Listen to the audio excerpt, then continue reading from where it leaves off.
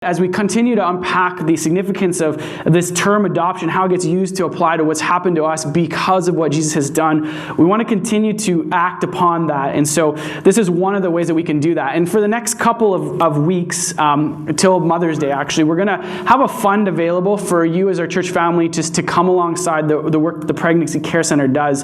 But just to kind of give you a little bit of background as why we started this sort of unofficial partnership with the Victoria Pregnancy Center. As many of you probably know, as Christians, we believe that that God, when he creates human beings, he creates them in his image and likeness. And that means that every human life is sacred, that it is something that should not be ever taken lightly. And yet, as we find ourselves in this particular culture, there's been a practice in which human life is at times taken lightly. And there's many ways that Christians have responded to that, and some are maybe a little bit less helpful than others. But one of the things that we recognize is we can't simply shoot pot shots at a social issue from the sidelines. Like, the invitation of Jesus is an invitation to step into those broken places. And this is one of the reasons that we have felt compelled to come alongside an organization like the Victoria Pregnancy Center, in which they're not simply saying, hey, we believe that life is important, but we actually want to step into those broken areas with these women who are making the decision to say, yes, I want to say yes to having this child, and say, we're actually going to be your family in that midst. We're going to be your support structure. We're going to come alongside you so that you can actually do this to the best of your ability well. And so this is something that we have just continued to value as a church family, and we want to continue to just invite you to think about ways that you can support that by stepping into the trenches with these moms, whether that's through actually like being with them, hanging out with them, supporting them. There are times when Gina comes to us and she's like, I have a mom who's like, she's not in a safe situation. She needs a place to stay for a couple of months. And there's been people in our church that we go to and say, hey, do you have a space? And they say yes. Or simply coming alongside a mom when it's like a new experience. And there's just moms who've been there before who say like, yeah, let me help you figure out some of those things, like how to change a diaper, feeding schedules, sleeping schedules, all those things. And so, yeah, just want to continue to invite us as a church family to respond in that way. And again, that fund you can give in the lobby, or you can give online, and we're going to have that open, I believe, until Mother's Day, just as a way to continue bless and support the work that Jesus is doing through Gina and her team at the Victoria Pregnancy Center. So we are kind of taking a break. Easter is going to be next week, this Palm Sunday, but we're kind of taking a little bit of a break in sort of our regular rhythms this week as we center in and focus in on this idea of adoption. It's really interesting that throughout the New Testament, oftentimes we actually see this word adoption get applied to what Jesus has done Jesus has done for us. And I think there's something significant in that image that actually gives us a picture and a taste of the gospel. When we think about what adoption is and we think about what's happened to us in and through Jesus, there's a connection there that's actually significant for us to be able to picture. And so what I want to do this morning is I want to take a little bit of time just to walk through one of the passages that talks about this theme of adoption. And then secondly, we're going to actually have a group of people come up who have experiences in the kind of adoption, foster, and other areas kind of world, just to help us start to ask, what would it look like for me to respond in a way that actually gives the people around me a picture of what Jesus has done for me in his spiritual adoption of us. So if you have your Bibles, open them up to Ephesians chapter 1. On a totally different note, some people have asked, like, what are we doing now that Matthew's done? Yeah? Is anyone ready for another 4-year journey in the book of the Bible? Chris has got something cooked up, I know. No, actually, we're actually going to be in Ephesians. So this is not part of a series, but it's a little preview of what's to come. So Ephesians, a letter written by one of Jesus' earliest followers, a man by the name of the Apostle Paul, and he's writing to a church that's gathering in Ephesus, and he's just explaining to them in the first couple of chapters of his letter how incredible their life is because of what Jesus has done for them. So we're going to start in verse 3. I'm going to read through to the beginning of verse 8, and then I'll just unpack a few things for us. So Paul writes this. He says, "Praise be to the God and Father of our Lord Jesus Christ, who has blessed us in the heavenly realms with every spiritual blessing in Christ."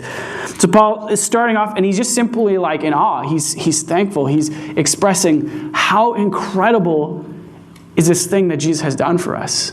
Like how significant, how amazing that we have been blessed with. And he uses that term, like every spiritual blessing. Like Jesus has literally given us everything he can give us. He's given us his very self. And then he goes on in verse 4 to say, "For he chose us in him before the creation of the world to be holy and blameless in his sight. In love, he predestined us for adoption to sonship through Jesus Christ, in accordance with his pleasure and will, to the praise of his glorious grace, which he has freely given us in the one he loves. In him we have redemption through his blood, the forgiveness of sins, in accordance with the riches of God's grace that he has lavished on us." That he has lavished on us. Man, what an incredible picture that Paul's unpacking for us of our spiritual adoption, of the significance of what Jesus has done for us. As we look at this term adoption, I want us to be able to kind of see why Paul thinks that this term is an appropriate term to give us a picture of what Jesus has done. And there's 4 things in particular I think will help us, that we'll see that they connect with what actually happens in an adoption process with what's happened in and through the work of Jesus. So the first thing we see right away in verse 4 is that it says he chose us in him. He chose us in him. A couple of years ago, Shannon, my wife, and I were in this process of trying to get pregnant, and it was not happening. Some of you might be able to relate to this.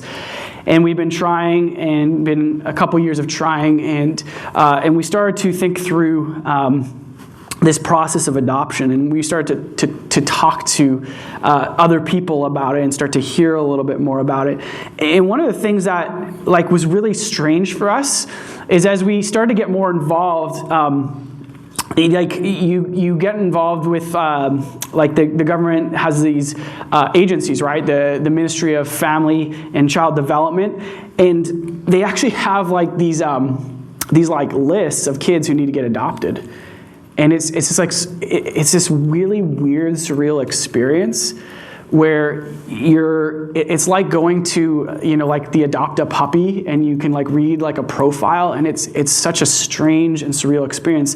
And yet, there's something significant about that we're actually getting to choose.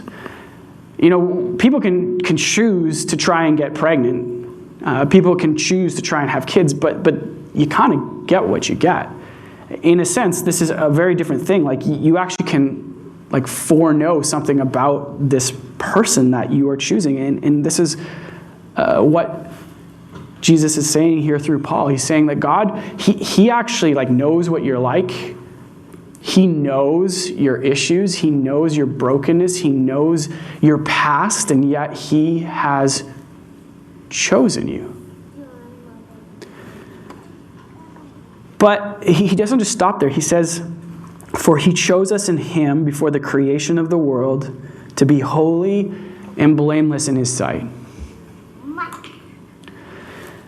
As Shannon and I were exploring this adoption process, I remember chatting with a family member who had actually adopted, and it had not been a good experience for them.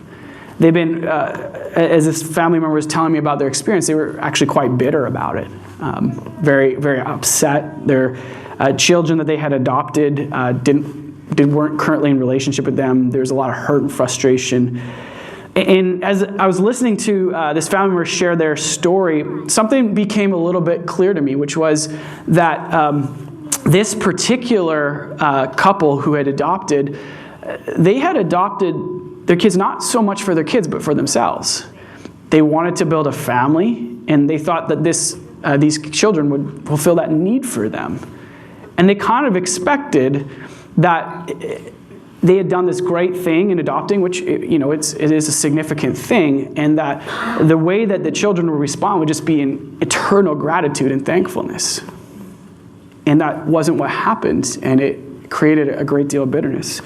But as I started to ponder this, what I realized is that they had come into this not so much for the kids, but for themselves.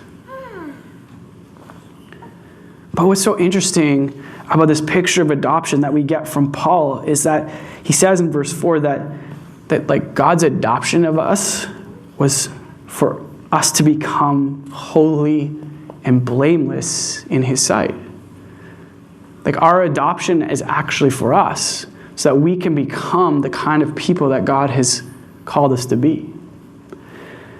I was reading a book recently.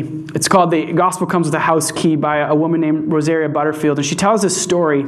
She's been heavily involved in the adoption world. So she tells a story. She adopted a 17-year-old girl. And a lot of people are like, that doesn't make sense. Like, she's going to age out in a few months. Like, she's going to turn 18. Like, and then she's going to be an adult. And then, like, why would you go and do this process of adopting this girl? And it was really interesting to hear her write out her answer. She said, we recognized that our daughter, like, she needed a place to launch from. Like, she needed a place so that she could become the person that God was creating her to be. She needed that stability, that place where she could actually move forward from. They said, we didn't do it because it was going to be easy or it was going to make us happy, but because it was the best thing for our daughter. And that's a picture of someone who understands our adoption in Christ. That he brings us in to his family so that we can be the people that he has called us to be. So the first thing we see is that we're chosen. In verse 5, Paul continues and he says, he predestined us for adoption to sonship through Jesus Christ in accordance with his pleasure and will. And sorry, I missed this, but this is important. It says at the end of verse 4, in love he predestined us for adoption to sonship through Jesus Christ in accordance with his pleasure and will. The second thing that we see here is that our adoption in Christ is an act of love. It's an act of love. And because it's an act of love, it actually produces joy for God. I don't know if you ever think about that. I think sometimes we have a really sterile view of God, like he's sort of this unemotive, robotic kind of machine, like this is right, this is wrong, do this, don't do that. And yet, as we look at how God's described throughout the scriptures, like God is described as an emotive being.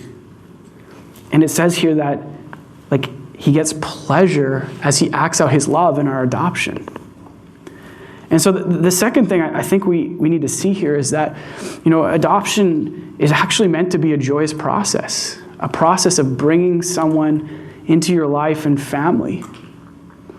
I know that many people have had really difficult times in adoption, and I think when we adopt and it comes out of a place of like obligation, it's something that we think we're supposed to do, or it comes out of a place of selfishness where it's something we're doing for us and not a place of love, it can lead to some pretty difficult times. And yet, when it comes at a place of love, it doesn't minimize the sorrow and the heartache or the pain, but it also allows room for that pleasure. So we get to watch and see this person come and experience life in our family. And this is a picture of what it's like for God. Like he doesn't come and think, man, I have to bring Andrew into my family. And he's kind of a pain in the butt, and I don't really like him, but it's the right thing to do. Like, it's actually a joy. It's a joy to have you in his family. Like, he actually loves that. And the times when we fail, which are frequent, the times that we mess up, the times that we forget that we're actually part of God's family and live like we're not, like God walks through us, through those things with us. And it doesn't diminish the fact that he is pleased to have us as part of his family. The third thing that Paul highlights, he says in verse 6, that he does all this, according to his pleasure and will, to the praise of his glorious grace, which he has freely given us in the one he loves.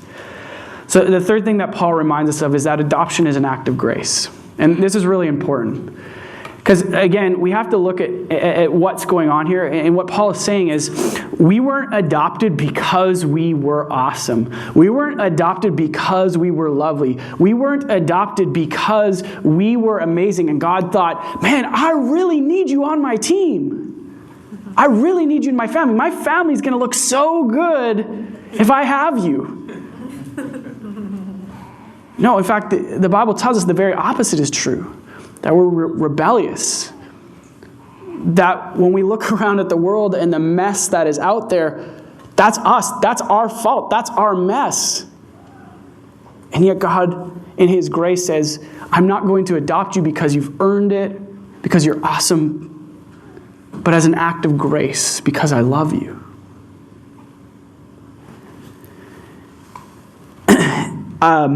As I said, when Shannon and I started to go through this adoption journey, they make you do something called I can't remember what it's called, but you have to do this training. You have to do this schooling.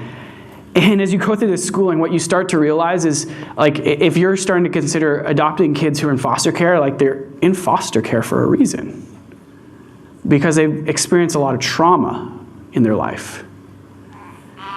And then as you start to unpack that, what you start to realize is, like, that trauma has a significant impact on this child's personality. Like, it's not going to be a cakewalk. It's not going to be an easy experience. And I've talked to a number of people, and this has been the case for them. You know, they've adopted children who are older, 8, 9 years old, 7, 8 years old, and it's been a real challenge. And yet, as I talk to those people, as they enact this as a way of showing the world what Jesus is like, they remind me, like, oh, I didn't adopt these kids because they were amazing. I adopted them because they needed it. It was an act of grace. It was an act of love. And that's an outworking of what Paul is saying is the reality for us in Jesus, that he adopted us because we needed it. It was an act of grace. We couldn't have earned it. We didn't deserve it. And yet, out of love, he said, you needed it. And so I'm freely giving it to you. And this brings us to what I think the final thing that Paul wants to unpack for us about adoption. He says this in verse 7, in him we have redemption through his blood, the forgiveness of sins in accordance with the riches of God's grace that he lavished on us. The final thing that Paul reminds us of is that our adoption, our spiritual adoption, was costly. It didn't come freely. It actually cost Jesus his life. As I said earlier, our adoption is mirrored when families go and they, in grace, adopt kids into their lives and their families that are difficult. And, you know, I've chatted with families who have gone through this process, and it's costly. You know, when you get a call late at night because your kid ran away, or you have to talk them down from holding a knife at you because they're terrified and they think you stole them from their family. Or you have to watch as they make decisions because someone in their life chose to use substances while they were in utero and they don't have the brain capacity to say no to some things. Or you simply have to care for a child for the rest of their life because they have been so damaged that they will never be able to become a functional member of society. That is costly.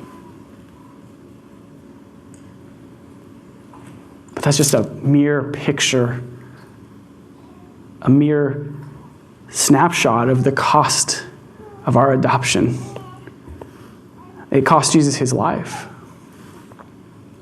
So the reason that we often do this thematic Sunday, Adoption in the Gospel, is because we actually believe that when we as a church family step into this process of adoption, that we are giving the world a picture of what Jesus is like.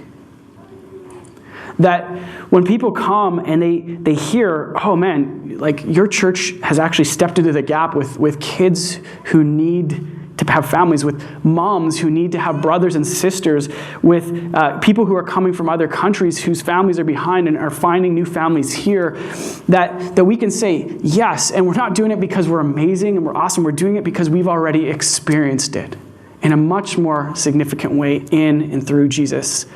It actually is a great apologetic, an argument for the gospel, for what Jesus has done for us. So as we kind of finish off today, what I'm going to do is I'm going to invite some people to come up here with me. And these people all have some kind of experience with adoption. And my goal in this is just to give us as a church family a chance to hear from people who've actually been in these places of adoption and to start getting your juices moving a little bit. I recognize that not everyone will be called to adopt. And you guys can start coming up as I'm chatting.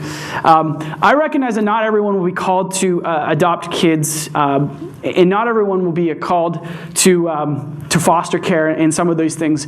But I do believe all of us are called to respond to what Jesus has done for us. And we talk about this frequently in our church family, that whatever God does to us, he wants to do through us. And so what I'm hoping to do is just stimulate in your hearts and minds some pictures of how people have been living out this idea of adoption. Come on up, guys. And then to give you a chance to just hear from that and see what happens as the Spirit kind of speaks to your own hearts and lives in this. And maybe I'll try and move this out of the way. Oh, this thing's like 100 pounds. Shout out to our setup people who have to set that thing up. Yeah. Tim, do you want to give me a hand? We'll just move this out of the way. Yeah. Perfect. All right, guys, why don't you grab a seat? I'll sneak over here and grab a mic for you. All right, so this is our panel this morning. So, yeah. So, I know I'm going to put all of you guys on the spot a little bit, but I do have some questions. But first of all, maybe what I'll do is just get you to quickly introduce yourself. And as you do, give yourselves, just give everyone a little bit of a sense of like how you're connected to adoption, whether thematically or practically. So we'll start with you. And just pass it on when you're done. I'm Alicia Wheeler. I am a foster mom to 3 little boys you guys might have seen running around us often. We have Robbie, who will be 6 next month, Keone, who is just turned 5, and Nicholas, who is 4. My name is Danielle Gilbert. I am an adoptee and also a birth mother, so adopted a child away. My problem with Andrew speaking is he uses big words, and I'm sitting here thinking, what does thematic connection to adoption mean? But I think I got it figured out. So my husband and I'm married to David Gray. Probably most of you know him better than you know me. But he's busy working right now. So we take in lots of people. We started early in life. Having a house with 4 bedrooms and a kid in a walk-in closet so we could have people in the 3 other bedrooms. And we ended up along the road starting to work with international students and bringing them into our family. And I'm sure you'll hear more about it later, but we range from, 2 to 4 students in our house at any given point in time. And sometimes random strangers just end up there too, which is fun. My name is Tim Sparrow. I am the youngest of 4 boys. All of us boys were adopted, and so we're all about a year apart. Our family is pretty eclectic. My brother is blonde hair, blue eyes, Aryan. The next oldest is red hair and green eyes. The third oldest is First Nations Indigenous, and I'm kind of bringing up the rear. So it's an interesting mix. Awesome. All right. Well, what I want to do is just ask each of you guys a couple of individual questions. So, Leah, since you have the mic, I'll just start with you. The question I wanted to ask for you is, what does it actually look like for you to adopt? You talked about exchange students. So, what does that process actually look like for you to adopt an exchange student into your family? And how has that process actually been shaped and informed by your own understanding of Jesus' adoption for you? Yeah, practically speaking, if you're specifically looking to work with international students, outside of just putting an ad on Kijiji saying, if you're international, come live with me, there's like programs you work with. There's a whole ton of them in the city. We've got a whole list if anyone's interested later. From a less practical perspective, I guess. For us, it looks a lot like, I don't know, probably the best example is when we first started the journey towards working with international students specifically, we had a situation where we were looking for a 3-bedroom house in Grand Prairie. God gave us a 4-bedroom house, and we thought, we're probably going to take someone in because God gave us more bedrooms than we need. And just turned out that like a week later, it popped up on Facebook. There was a Japanese boy who needed a place to live. He'd been removed from his previous homestay family because of behavioral issues after 6 months, and he was about to be shamefully sent back to Japan. Dave speaks Japanese, so it kind of just made sense. This is what God had. We took him in for 6 months. He, I thought, hated me, to be honest. We just had to finish off the rest of his 1-year program. His culture didn't super respect or honor motherhood, and so it was a really tough 6 months, but we worked through a lot of things. We took him in as a part of our family. We celebrated his birthday when it happened. We figured out what he liked and tried to drag him out of his bedroom and his depression to go do the kind of things he was interested in, and some of them were pretty boring for me, but we did it anyways. And at the very end of this 6-month stay with us, he was about to go back. We thought, well, we took some pictures of things we dragged him out to do with us. Let's put a little photo album together and have a goodbye party. Got some of our friends together, took him to Boston Pizza, gave him the photo album, and he ugly cried for like 10, 15 minutes. Like embarrassing ugly cried, like snot everywhere. I'm like, oh my gosh, if I knew you would react this way, I never would have invited you in public. I'm sorry. He was so embarrassed. But I just had no idea. And then a year later, we hadn't heard from him. He writes us on Facebook, says, you just had a baby. That's when we had our first son, Jax. And he said, why didn't you tell me I had a brother? And he told us that Dave was the only father really he'd had, because in their culture, you don't really connect with your dads. They just work all the time. So that was our introduction to adopting students. It was very much, he was our kid. He was a part of our family. He was tough. I didn't enjoy the process, but at the end of it, I thought, if this is what comes out of it, I would 100% do this again. So now we do it a lot. Yeah. Well, and maybe just unpack a little bit about just the way that you invest and involve kids in your life, because you've actually fostered a relationship with these organizations where they will send kids who have had bad experiences to your house. So what's the difference in kind of approaching it with sort of a gospel mentality where you open up your life, and how some of those other experiences might have been shaped? Yeah. Probably that first story I just told gives an idea of us going into it, and it gave us an idea of, like, when students come over, in that case he was high school, we work with all different ages, but you're leaving your culture behind, and there's a massive fear. You don't have friends here, you don't understand the culture, and unfortunately, there are a lot of fantastic homestay families in our city and around North America, but a ton of people take in students for the financial aspect, and they view it like a room and board, but they're like lives. And your homestay family because they need a family. And in our experience, depending on the culture, a lot of them don't have that. So Dave and I felt like, if we're going to take in students, they're going to be our kids. So yes, we pay for them to go on fancier vacations with us, because that's what we do with our own kids. We don't eat out often. It's like an every 6-month occurrence. But when we do, we take them with us and they eat out with us. We celebrate their birthday parties. I don't know. We have a student right now that has some struggles with PTSD from her past, and she had to leave her previous homestay family because she had some struggles and the family wasn't able to handle it. She needed counseling, and they thought she might have to go back home unless we could take her. So we got a phone call saying if you can't, make a spare room for her somewhere, she might not be able to stay. And we thought, okay, well, I guess at that time, we're squeezing her into an office until we had another space for her. And she just was really emotional and cried a lot, and had been told regularly in her life that crying's not okay. It makes people uncomfortable. So now Dave comes up to her every morning and says, "Have I told you lately how glad I am that you're our daughter?" And she bursts into tears almost every time. We all have a family hug. We keep going. Students that have a love language of gifts and they show up with flowers for me or something, we figure out they like that, so then we start buying them presents. We play board games with them. We help them with their homework. Like everything you could think of you would do with your own child, you're just doing that with a person and learning about them and their culture really quickly. Yeah. So, Yeah. So really what happens is, some of these themes that we talked about, right? Like you're not necessarily doing it like you're doing this for the kids so that they have a home when they're away from their families, that they can come and you can be like a mother and a father to them, care for them and love them. So, yeah. yeah, something that surprised me about it is that we stood out. We just thought this is normal. Like they're a high school student. Of course they need that. But we had programs saying, wow, we don't have any homestay families like you. And, we've had multiple times they've now said, if your family can't take this student, I don't know if anyone can. And it's been more normal for us to take in the students that have struggled with working out elsewhere. And that's just because we view them like our kids, which is actually uncommon, I think, in our culture. So it makes a big difference just to be like, I literally just love you. Yeah, that's awesome. All right, choose who's speaking next. All right, Danielle.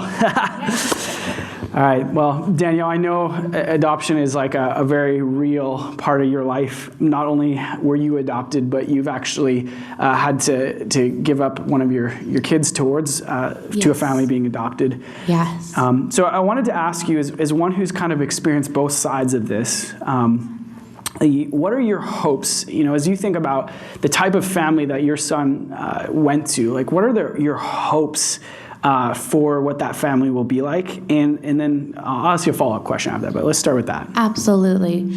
So I had just had my twins and then became pregnant right away again. And I was thinking about abortion. And I went to the removal surgery.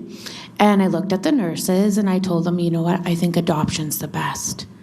And so with myself being adopted, I felt like this was an okay way to go because I was in a really good family. Yeah. Yeah. And what are, as you went through that process of then giving up your child for adoption, what were the things that you really hoped for your son? So the biggest things I hoped for my son were everything I couldn't do because I just had the twins. Mm-hmm. And I knew that raising 3 kids under 3, how on earth am I going to do that? So what I hope for him and what he's doing now is he's in golf and he lives in Texas and he's doing really good and we get communication with him because it's open adoption. So it's awesome. And being able to still have that connection in some way with your son, how has that made this process for you?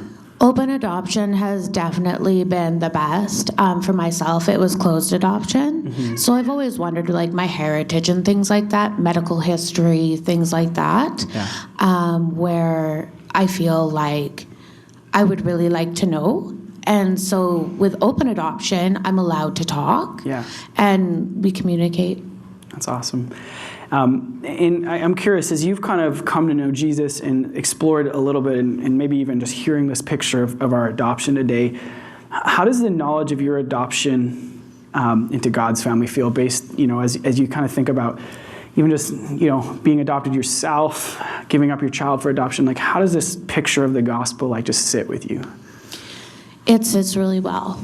Yeah. It sits very humbly. I will say that. It sits very humbly. Cool. Yeah. Thank you. All right. You get to choose who's going next. Is it all right, Alicia? All right. Well, Alicia, you're probably the one on this panel who has sort of the most, as we talk about adoption, entering into that space. When we kind of think of adoption in what comes to mind, you're the one who's probably closest to that. And I'd love to hear from you as you and Luke have stepped into this process of foster care. And as from what I understand, this is kind of functional adoption, right? Because it's not your boys are with you for a couple of months or a couple of years, you don't know, but it could be they could be with you for their lives, right? So as you guys have stepped into foster care, where have you been able to see the gospel reflected in your own life in this process? Well, I kind of cheated and I wrote it down, if that's okay. Yes, 100%. So we work for an agency, an Aboriginal agency called Nitwa. So their focus is to return the Aboriginal children either to their family or their community to preserve their culture. About 5 years ago, we started doing respite care for 2 different families, and we felt God telling us, you need to be these boys' parents, these 2 specific boys. And their foster mom at the time had 3 little boys, all around the same ages, and one who had a lot of complex health issues that she wasn't really able to focus on because she had 2 other little boys. And so we heard God saying, hey, you need to be these boys' parents. You need to take over. So we tried. We had a lot of red tape when it came to trying to make this happen. We were told that our dog was too aggressive because of the type of breed he was. We were told the wrong agency that the boys were getting transferred to after their court order. And we were told that we weren't able to because we weren't Aboriginal. This fostering agency just recently, over the last couple of years, has brought in non-Aboriginal foster families in fear that they would lose their culture if they didn't have an Aboriginal foster family. So with every red tape, we questioned, is this really what we're supposed to do? And at Christmas 2018, I went to my family reunion, and I broke down. I was like, I am lost. I don't know what's supposed to happen. I thought this is what God told me to do, but this red tape makes it seem impossible. Yeah. And my family put their hands on me and prayed. My family's the biggest prayer warriors I've met, but I seem to forget that when I'm struggling.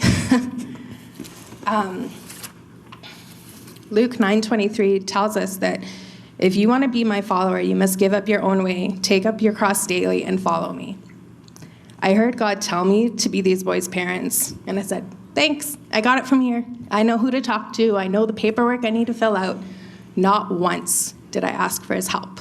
Not once did I ask my family to pray for me. I tried doing it alone. But once I gave it back to God, laid it down, within a month of returning home from Christmas, those 2 boys moved in with us. The red tape disappeared. And within a month of them moving in, we got a call about their little brother saying, hey, he needs a home too, can you take him in? And that made us the family of 5 that we are today. There are many verses in the Bible, in Psalms, Deuteronomy, Isaiah, and Romans, that tell us, support the fatherless, defend the orphans, speak up for those who can't speak for themselves. This is what we've been called to do specifically right now to these 2 boys, or 3 boys now. And we don't know what their future holds. We don't know next month. We don't know next year. We don't know the next 14 years until they graduate. And we're not guaranteed to spend all that time with them. But all we can do is love them and pray for them and teach them what we know to be true and hope that they will guarantee their future with Christ. That's awesome. I want to ask a couple of follow-ups. First of all, I imagine that as you step into this space of foster care, that at times it's far bigger than what you and Luke are capable of. So as we talk about this theme of adoption, and you guys physically kind of stepping into this life, like these boys are your boys, like your kids, giving them kind of the rights and privileges of your children. What does it look like for us as a church to adopt you guys? Like, how can we support you as our brother and sister in this process? I am not one to ask for help. So don't say, hey, what can I do for you? Just come do it, because I won't say, hey, I need this. I will struggle until you physically see me that I'm struggling. Yeah, that's great. Yeah. All right, we're going to pass it down to Tim. So Tim, like Danielle, you have, adoption isn't sort of something that you've done, it's something that you've experienced. And I wanted to ask you, how does your experience of your own adoption, how does that inform whether it's an enhancement or distortion of your understanding of our spiritual adoption? Like what kind of, how does it kind of shape your understanding? And then kind of follow up for that is, for anyone considering stepping into adoption, what would be some things that you would just want them to think of or know about as they kind of enter into that process? It may sound a little bit weird to start off this way, but that it's unnatural. That even when we take a look at God's adoption of us in our broken, sinful humanness, that's unnatural. From Moses on the mountaintop of, if I was to reveal my glory to you, I would destroy you. Like there's a certain aspect of that picture, which kind of leading into the next question, and I think that you treated it adequately, that there are many barriers to adoption, fostering. Some of those are rooted in really fundamental nature of who we are and what we are as a species and as a people. One of the simple things I remember when I was having I wasn't, my wife was, but we were having our first child, Aaron, and it was a week before, and I remember like just a light bulb went off, and I'm like, this will be the first face that I see that reflects my own. Like when we're in a biological family, that's pretty normal. That's pretty like you see your cousins, you see your nephews, you see your own children and your parents. Like there's a familial connection there. There's an immediate visual connection there. This connection goes very, very deep, and just to acknowledge and recognize that I was fostered in a believing home, and I didn't understand that. I didn't know that until much later. I got some notes from my mom, and in those notes there was like an explanation of who I was, but there was also an explanation of that we're praying for him, that we're praying for him, that we're praying for him. That similar in that like strength and capacity, the picture of the Holy Spirit and his love as he pours it into you and you pour it into this other child, just to acknowledge that will be necessary. Like that in our natural state, there are so many things that are going to work against that loving connection between parent and child. There's a theory today in human development, which I think is apt. It's called attachment theory. It talks about fundamentally that we're relational beings, that we are fundamentally about human and connection, about connection to one another. And the place that we learn that is within our mother's womb and within our first relationship with our mother and within our family. And that in order to take on, like I was adopted, it's interesting in my family, I was adopted when I was 5. My story connects with addictions. So I know that my mother was an addict. She wasn't able to care for me, and my grandmother stepped in and tried to care for me, and then something happened, and then she wasn't able to, so I was put in a foster home. But that my story is much different than the next child. So my Indigenous brother has issues on the Indigenous community side, on that side of the fence. But he was adopted when he was 2. I was adopted when I was 5. The other 2 were adopted when they were much younger. So there is some aspect of that to recognize that the older children that you'll take in or take a look at are going to present. I think that you shared it pretty adequately, that there's going to be trauma in lives. There's going to be brokenness, and that in that it is ultimately the love of God shed in our hearts that we can pour into another life. Yeah, no, that's really good. Yeah, I wish we had more time to just kind of keep digging in. But unfortunately, we don't. But yeah, I hope, for you, our church family, as you heard this, it gave you some pictures of how this idea of our adoption can actually be put on display when we step into these acts of adoption. And I think, again, we know that not everyone's going to be called to the exact same thing. Not everyone will have the same calling as Alicia. Not everyone will have the same experience as Danielle, or the same calling as Lee, or the same background as Tim. But what we do have is the same spiritual adoption, and that should actually inform the way that we live. And so, as Alicia just shares, like, man, we need people who are going to be like family to us in this process, where you're going to adopt us and you're going to say, like, I'm not going to ask what you need. you're my sister. I'm just going to show up. I'm going to pray for you. I'm going to make sure that there's a day where you don't have to think about a meal. Something like that is incredible. But maybe some of us are actually called to open up our lives and our homes and our families for a child who doesn't have one. And at the same time, and maybe it's temporarily, like Dave and Leah, where you have a couple of years where you're kind of a surrogate parent, and yet in that time you get to put on display your adoption from Jesus as you love and care for these kids in a way that is actually different than the average person, where they're just like, this is just a gig. This is just like a way to get some money. I'm providing a service for this kid. You're saying, no, like, this kid's going to get adopted into my life and my family, and they're going to get the rights and privileges that my own kids would have.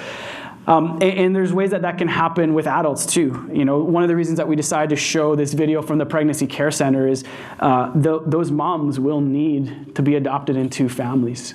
The reason that they're in these crisis points is because they don't have that. And so we as a church have continual opportunity to come and step into the gaps with them and say, hey, we're going to love you like our sisters. We're going to care for you like our daughters. We're going to come alongside you like you are bearing our grandkids, so that you can come and experience what we have experienced in Jesus. All right, thank you guys. Can we hear it for these guys? Thank you so much.